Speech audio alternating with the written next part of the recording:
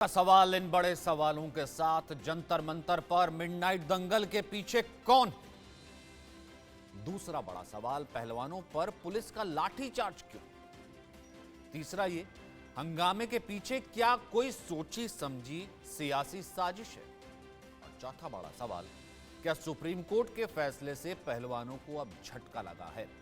एक बड़ा पैनल हमारे साथ मौजूद है, हमारे साथ तमाम एथलीट्स भी जुड़ेंगे, पहलवान भी जुड़ेंगे, उनसे भी जानने की कोशिश करेंगे कि क्या अब ये सियासी शक्ति प्रदर्शन या फिर सियासी प्रदर्शन की तरफ जो है लड़ाई जाती हुई नजर आ रही है और इंसाफ की लड़ाई जो पहले शुरू हुई थी वो कहीं ना कहीं वहां से डगमगाती हुई ये पूरा आंदोलन नजर आ रहा है, या फिर अब ये कहें कि अब भी ये पहलवान अपनी मांगों को लेकर के अड़े हुए हैं और उससे कम यानी गिरफ्तारी से कम कुछ माने गए। रमन मलिक है हमारे साथ, बीजेपी के नेता, वेद भूषण है, पूर्व दिल्ली पुलिस अधिकारी, एडवोकेट महिमा सिंह है, कांग्रेस की प्रवक्ता, हमारे साथ प्रियंका कक्कड़ हैं, आम आदमी पार्टी की प्रवक्ता, हमारे साथ पप्पू यादव जो कि पूर्व एशियन चैंपियन हैं वो भी जुड़ेंगे, और मनोज जोशी इंडिया न्यूज़ से हैं वो भी हमारा साथ दे रहे हैं।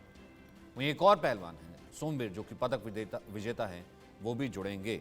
लेकिन सबसे पहले मनोज मैं आपका ही रुख कर लेता हूं, ग्राउंड पर इस वक्त रियलिटी है क्या?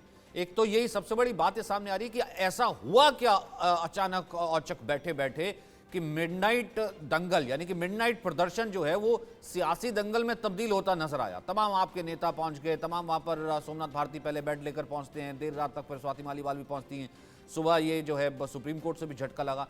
क्या रुख है इन पहलवानों का, क्या कहना है फिलहाल जो है, क्या कुछ हुआ?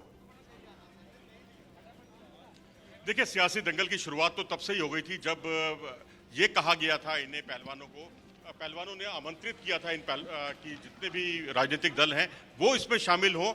तब से ही सियासी दंगल की शुरुआत हो गई थी और उसमें कई कांग्रेस, आम आदमी पार्टी और तमाम किसान नेता और खाप पंचायतें जो है इसमें जुड़ गई थी और स्थिति जो है खराब से खराब होती चली गई।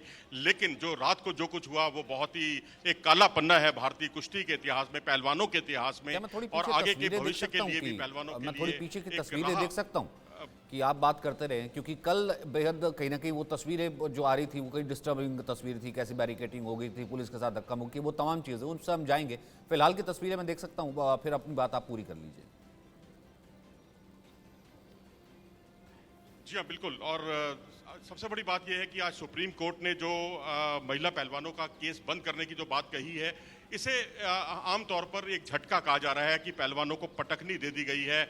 लेकिन पहलवान इस बात से राजी नहीं है, बिल्कुल संतुष्ट नहीं है। उनका कहना कि ऐसा कुछ नहीं है और उन्होंने ये भी संज्ञान में लाए हैं कि जो भी कोई मामला इस तरह का उठेगा आगे निचली अदालत में या हाई कोर्ट में, उसमें पहलवानों को जो भी शिकायत होगी सुप्रीम कोर्ट जरूर संज्ञान लेगा, ऐसा भी उन्होंने कहा है। इसलिए उन्होंने कहा कि तस्वीर का एक रुख बताया जा रहा है, दूसरा रुख नहीं बताया जा रहा।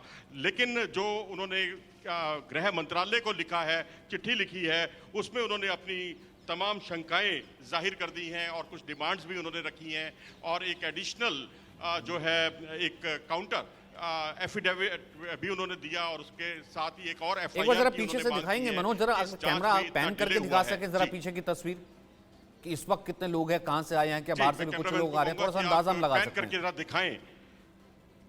जी जी जी जी जरूर। या पीछे देख सकते हैं एक बड़ा हुजूम पहलवानों का और साथ में दर्शकों का और साथ ही कुश्ती प्रेमी जनता का और साथ ही यहाँ काफी संख्या में मीडिया कर्मी आप देख सकते हैं।